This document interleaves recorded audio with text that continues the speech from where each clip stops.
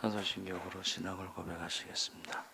전능하사 천지를 만드신 하나님 아버지를 내가 믿사오니 그 외아들 우리 주 예수 그리스도를 믿사오니 이는 성령으로 잉태하사 동정녀 마리아에게 나시고 본디오 빌라도에게 고난을 받사 십자가에 못 박혀 죽으시고 장사한 지 사흘 만에 죽은 자 가운데서 다시 살아나시며 하늘에 오르사 전능하신 하나님 우편에 앉아 계시다가 저희로서 산 자와 죽은 자를 심판하러 오시리라.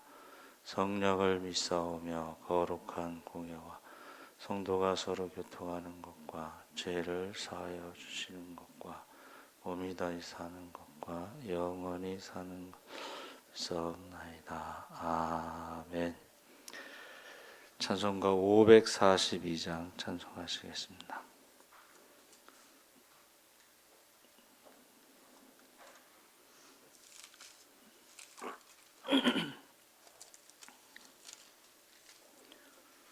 찬송가 542장 찬송하시겠습니다. 구주 예수 의지함이 심히 기쁜 일일세 영생 허락 받았으니 의심하주 없도다. 예수 믿는 것은 받은 증거 많도다. 예수 귀한 예수 믿음 더욱 주소서. 구주 예수 의지함이 심히 기쁜 일일세 주를 믿는 나의 마음 그의 피에 적시네. 예수 믿는 것은 받은 증거 많도다. 예수 귀한 예수 믿음 더욱 주소서. 구주 예수 의지하여 죄악 벗어버리래. 안위 받고 영생함을 주께 모두 얻었네. 예수 믿는 것은 받은 증거 많도다. 예수 귀한 예수 믿음 더욱 주소서. 구주 예수 의지하여 구원함을 얻었네. 영원 무궁지나도록 주여 함께 하소서. 예수 믿는 것은 받은 증거 많도다. 예수 귀한 예수 믿음 더욱 주소서. 아멘. 하나님 말씀은 시편 121편 1절에서 8절까지 말씀을 보겠습니다. 897쪽에 있습니다.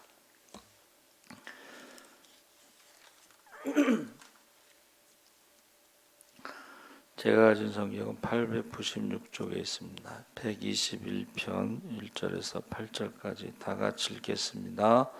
내가 산을 향하여 눈을 들리라. 나의 도움이 어디서 올까? 나의 도움은 천지를 지으신 여호와에게서로다. 여호와께서 너를 실족하지 아니하게 하시며 너를 지키시는 이가 졸지 아니하시리로다. 이스라엘을 지키시는 이는 졸지도 아니하시고 주무시지도 아니하시리로다. 여호와는 너를 지키시는 이시라. 여호와께서 내 오른쪽에서 내 그늘이 되시나니 낮에 해가 너를 상하게 하지 아니하며 밤의 달도 너를 해치지 아니하리로다. 여호와께서 너를 지켜 모든 환난을 면하게 하시며 또 내 영혼을 지키시리로다. 여호와께서 너의 출입을 지금부터 영원까지 지키시리로다. 아멘. 할렐루야. 좋은 아침입니다. 잘 오셨습니다. 감사합니다. 너를 지키시는 자라는 제목으로 말씀을 나누려고 합니다. 시편 121편은 이스라엘 백성이 바벨론 포로로 잡혀가 있을 때 부른 노래입니다. 내가 산을 향하여 눈을 들리라는 말에서 시온산을 말하고, 시온산은 성전이 있는 산입니다. 그래서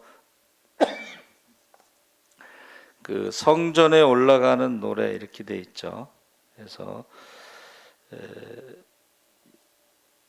이스라엘 백성들은 1년에 3번은 예루살렘 성전에 꼭 가서 예배를 드려야 되는데, 그 멀리서 오는 사람들은 굉장히 위험한 길을 오는 거죠. 특히 그 순례자들을 노리는 강도들이 있죠. 순례자들은 이제 재물을 살 수 있는 뭐 돈을 가지고 가기도 하고 여행 경비도 가져가기도 하니까는 그들을 노리는 강도들이 많이 있습니다. 그래서 지금 포로 중에 하나님께서 환난이 오지 못하도록 지켜주실 거라는 믿음을 가지고 있는데, 특히 그 영혼을 안전하게 지켜주시는 분이다. 그래서 우리가 살아가면서 하나님의 도움이 필요한데 우리는 약하고 하나님은 강하기 때문입니다. 그래서 왜 하나님의 도우심을 받아야 하는가? 하나님은 우리를 졸지도 주무시도 않고 지켜주신다 그랬습니다. 실족이라는 단어를 쓰죠. 여행할 때는 반드시 친구와 같이 가야 된다. 그 말은 실족해서 웅덩이에 빠지게 되면 누가 이렇게 건져줘야 되죠. 그래서 반드시 친구랑 같이 가야 된다. 그런 말이 있습니다. 그래서 이스라엘을 지키시는 분은 졸지 않고 주무시지도 않고 실족하지 않게 하신다. 그래서 하나님을 찾아야 되는 이유는 하나님은 우리를 도우실 능력이 있으신 분이기 때문이다 그랬습니다. 그래서 우리가 전능하사 천지를 지으신 하나님을 믿는다고 고백할 때에 그 도움이 날마다 사실은 우리가 도움이 필요하다. 하나님의 인도하심, 보호하심. 그래서 이번에 광주에서 그 철거하는 건물이 무너져서 버스에 탄 사람들이 죽어가지고 참 가슴 아픈 사연이 많이 있었죠, 거기. 근데 그 사람들이 돈을 아끼기 위해서 그랬겠죠. 원래는 이제 위에서부터 철거를 해야 되는데 밑에서부터 철거를 해서 무너지는 징조가 있었다고 그러죠. 참 그 돈 때문에 결국은 이제 많은 사람들이 희생된 거죠. 그래서 하나님이 우리를 도우실 수 있는 분이고 우리는 날마다 도움이 필요하다. 1초 상간에 통근 버스는 지나갔어요. 1초 상간에 통근버스 지나가고 이제 그 버스가 희생이 된 거죠. 그래서 하나님은 우리를 도우실 수 있는 전능하신 하나님은 모세와 백성이 홍해를 가르시는 하나님의 능력을 보았고, 여호수아는 해를 머무르게 하는 하나님의 능력을 보았고, 기드온은 300명의 군사를 가지고 미디안을 이기게 하시는 능력을 보았습니다. 다니엘의 친구들은 불 가운데서도 지켜오시는 하나님의 능력을 보았고, 엘리야는 하늘에서 불이 내려와 재물을 살하는 능력을 보았습니다. 그래서 시편 146편 3절에 방백들을 의지하지 말며 도울 힘이 없는 인생도 의지하지 말지니라. 사람은 조금만 힘이 있어 보여도 그를 의지하고 싶어 하는데, 왜 사람을 의지하지 말라고 하느냐?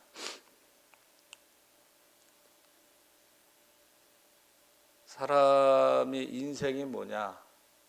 호흡에 있는데 오늘 밤도 그 호흡이 멈출 수 있다는 거죠. 또 하나는 사람을 의지하면요, 상처를 받습니다. 실망하게 돼. 그래서 좋은 인간관계를 하기 위해서 세 가지를 유의하라 그랬는데, 첫째는 사람은 변하지 않는다. 두 번째는 내가 변화시킬 수 없다. 세 번째는 나도 완전하지 않다. 인간관계에서 사람 변하지 않는다는 거예요. 그리고 내가 그 사람을 바꿀 수 없다는 거예요. 그리고 나도 완전하지 않다. 그러니까 사람 의지하다가는 결국 실망하게 되고 상처받게 됩니다. 그래서 이제는 하나님의 능력이 우리에게도 필요하다 하는 것을 알고 있어야 되는데, 예레미야 17장 5절에 무릇 사람을 믿으며 혈육으로 그 권력을 삼고 마음이 여호와께서 떠난 그 사람은 저주를 받을 것이라 하면서 좋은 일이 오는 것을 보지 못한다, 이런 뜻입니다. 그러니까 하나님에게서 떠난 사람은 좋은 일을 보지 못한다. 예레미야 17장 7절에 무릇 여호와를 의지하며 여호와를 의뢰하는 그 사람은 복을 받을 것이라. 그래서 저와 여러분이 사람을 의지했을 때는 결국은 저주를 받는 것이고, 하나님을 의지했을 때는 복을 받는 것입니다. 잠언에 여호와를 경외하는 것이 지혜의 근본이요 거룩한 자를 아는 것이 명철이라고 했습니다. 두 번째는 하나님은 낮의 해나 밤의 달도 나를 해치지 않게 하신다. 그래서 너를 지키시는 이시라 여호와께서 내 오른쪽에 그늘이 되시나니, 우편이라고 하는 것과 그늘이라는 것이, 이 우편 오른쪽은 하나님의 권세를 상징하고 그늘은 그 아래에 있다. 그래서 하나님의 권세 아래에 있기 때문에 낮의 해나 밤의 달도 해치지 못한다는 것은 밤낮으로 지켜주신다는 것을 의미하고 있습니다. 또 밤에 달이 비치는 것도 하나님의 권세고, 낮에 해가 비치는 것도 하나님의 권세 아래에 있다 그랬습니다. 그래서 그늘이라는 말이요, 히브리어로 야민이라고 하는데, 이 말은 방패라는 뜻입니다. 그러니까 모든 것을 막아주시는 거야. 여러분, 우리가 살아가면서 얼마나 힘든 일이 많겠어요. 그 중에 내 안에 적이 있고 밖에 적이 있어요. 안에 있는 적과 밖에 있는 적. 근데 그 모든 적으로부터 우리를 보호하시고 지켜주신다, 이제 그런 의미죠. 그래서 내 안에 있는 적이 더 무서운 거죠. 낙심하거나 실망하거나 이런 것들이 더 무서운 거예요. 그래서 이 야민이라는 그늘은 바로 방패를 의미한다. 이것은 하나님이 우리를 지켜주신다 하는 것을 말하고 있는데, 아브라함에게 하나님이 아브라함의 방패가 되어 주신다. 나그네의 길을 걸어갈 때도 그렇고 가나안 땅의 그 이방인의 땅에서 살아가는 것도 그렇고 그 모든 것에 방패가 되어 주신다 그랬습니다. 환난을 막아 주신다 그랬습니다. 그래서 제가 처음에 전도사가 될 때 임명받을 때 그 목사님이 다 책임지신다 그랬어요. 얼마나 부족하고 얼마나 실수가 많았겠어요. 근데 다 책임지신다. 어떤 권사님은 자식을 위해서 기도하는데 자녀의 이름만 반복해서 하루에 1시간씩 부른다고 그래요. 기도한다고 그래요. 근데 하나님께서 응답하시더라는 거예요. 그래서 이름을 부르면서 기도하는 게 굉장히 중요한데 하나님이 그 이름을 기억하시는 거예요. 그래서 제 후배 목사님이 이제 일본 선교사로 가야 되는데 목사님이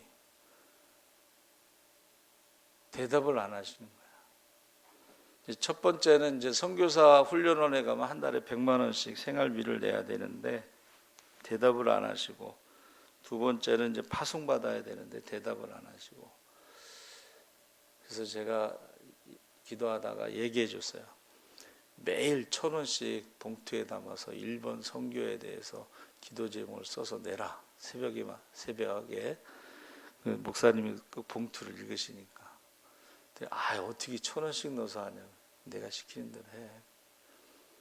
매일 1,000원씩 봉투에다가 일본 선교에 대해서. 결국은 목사님이 매일 읽으시면서 기도하시잖아요. 결국은 이제 선교사 훈련원에 들어가는 돈 100만 원하고 나중에 파송 받을 때 작정을 했죠. 교인들하고. 그래서 이제 일본 선교사로 가서 지금 선교사를 하고 있는데 이름을 부른다는 게 굉장히 중요해요. 그래서 어떤 분은 자녀의 이름으로 헌금을 계속 올려요. 그 자녀들 얼굴은 저는 모르지만 이름은 외우는 거예요. 그렇죠? 그리고 늘 이름을 부르면서 기도하는 거예요. 계속 헌금을 하는 건 아니지만 그래도 자녀의 이름을 부르면서 기도하고 기억하고 있다는 것입니다. 그래서 우리가 살다 보면 태산과 같은 일을 만날 수도 있고 사방으로 우겨쌈을 당하는 것과 같은 일을 만날 수도 있습니다. 가나안 땅의 거인을 만날 수도 있고 그때 하나님을 보실 수 있기를 바랍니다. 아멘. 그래서 우리를 구원하시기 위해서 졸지 않고 주무시지도 않고 하나님께서 우리를 지켜주시는데 구하고 찾고 두드리는 자에게 응답하십니다. 세 번째는 하나님은 내 영혼을 지키신다. 7절 8절에 여호와께서 너를 지켜 모든 환난을 면하게 하시며 또 내 영혼을 지키시리로다. 여호와께서 너의 출입을 지금부터 영원까지 지키시리로다. 그래서 하나님이 우리의 영혼을 지키신다고 그랬죠. 예수님께서 팔복 중에도 심령이 가난한 자는 복이 있나니 천국이 그들의 것입니다. 그래서 마음이 여호와에게서 떠난 그 사람은 저주를 받지만 마음을 다하고 성품을 다하고 힘을 다하고 뜻을 다하여 하나님을 사랑하는 자는 복을 받습니다. 그래서 하나님을 사랑하고 말씀에 순종하면 천대까지 복을 받는다. 이게 이제 출애굽기 20장에 나오는 그 10계명과 연결된 것입니다. 우리나라 사람이 가장 좋아하는 말씀이 아무것도 염려하지 말고 오직 모든 일에 기도와 간구로 너희 구할 것을 감사함으로 하나님께 아뢰라. 그리하면 모든 지각에 뛰어난 하나님의 평강이 그리스도 예수 안에서 너희 마음과 생각을 지키시리라. 빌립보서 4장 6절 7절 말씀입니다. 모든 지각에 뛰어난 하나님의 평강이 예수 안에 있는 성도들만 누릴 수가 있습니다. 그래서 저와 여러분이 나의 도움이 어디서 올까? 천지를 지으신 여호와에게서 오고 천지를 지으신 하나님을 바라보시기를 바랍니다. 아멘. 그러면 도와주시고 지켜주시고 형통하게 하시는데, 오늘 이제 박주창 선교사님이 11시 예배 설교하러 오시는데, 공항에 도미니카로 떠날 때 공항에 배웅을 가서 그날 새벽 말씀이 시편 121편이었어요. 그날. 그래서 시편 121편을 읽고 제가 기도하고 이제 떠났는데 8절까지 말씀에 지키신다는 말이 5번이나 나와요. 그래서 그때 이 말씀이요 그렇게 위로가 돼. 하나님이 지켜주시는구나. 그러니까는 아무것도 어떤 준비된 것이 아니고 그냥 떠나는데 첫 번째 기도 제목이 뭐예요? 살 집을 주시옵소서. 도미니카 가서 살 집을 주시옵소서. 그런데요, 어떤 분이 도미니카에서 멕시코로 뭐 가게 됐는데 그 집에 들어와서 살으라고 그러더래요. 그러니까 몸만 들어가서 그 집에 있는 모든 것을 다 사용할 수 있어요. 그 다음에 두 번째 기도 제목이 자동차가 있어야 된다고. 근데 얼마 있다가 또 누가 자동차를 또 준 거예요. 타시라고. 그러니까 갈 때는 아무것도 준비된 것이 없었는데 처음부터 끝까지 다 하나하나 기도를 하는데 그 기도가 응답이 되는 거예요. 그래서 참 하나님이 지켜주신다는 말씀이 얼마나 위로가 되는지 몰랐어요. 그 지킨다는 말이 사마르라고 했는데 히브리어로 이거는 말씀을 묵상하는 지도자. 우리가 하나님 말씀을 묵상할 때 하나님에 대해서 묵상하잖아요. 하나님은 어떤 분이시냐면 나를 지키시는 자다.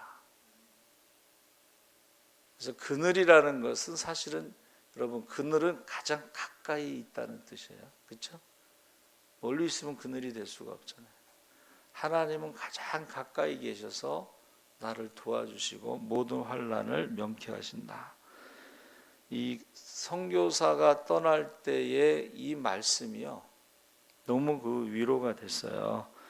근데 이 말은 면밀하게 주의하면서 조심스럽게 그것을 살핀다, 감찰한다 이런 뜻이고 돌보다, 보호하다 이런 뜻이에요. 성경에 구약에 보면. 근데 이것이요, 이 단어가 470회 나와요.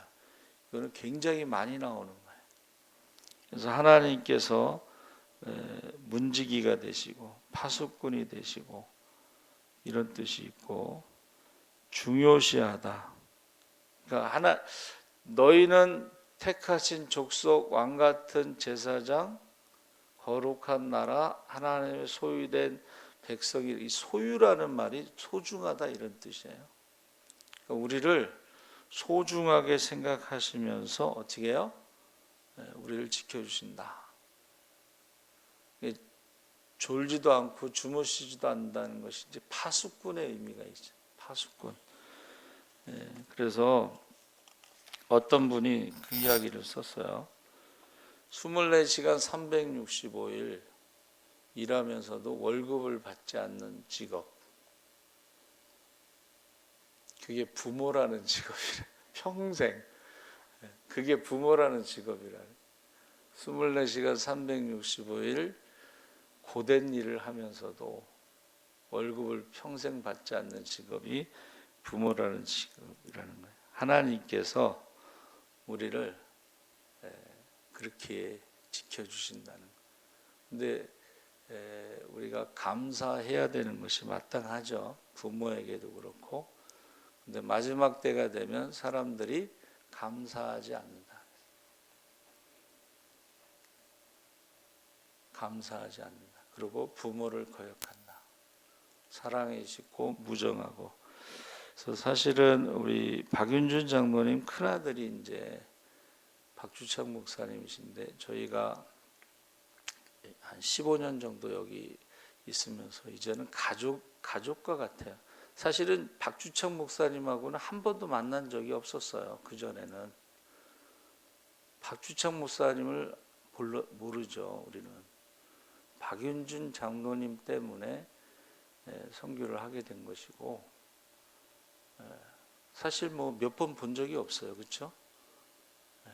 그런데 박윤준 장로님 때문에, 그래서 제가 우리 아들이라고, 이제 가족이니까 아들이라고 생각을 하고 우리가 기도도 하고 헌금도 하고 그렇게 하는 거죠. 그래서 저 여러분이 하나님은 어떤 분이시느냐? 나를 지키시는 자다. 우리의 도움은 하나님에게서 오는 것이지 사람에게서 오는 것이 아니고, 또 우리는 하나님의 도움이 날마다 필요하다는 거예요. 우리의 마음과 생각을 지켜주시는 하나님, 그 하나님을 꼭 믿으시기 바랍니다. 아멘. 살아계신 하나님 아버지, 이제 순례자들이 굉장히 위험한 길을 올지라도 하나님께서 실족하지 않게 하시고 지켜주신다고 그랬습니다.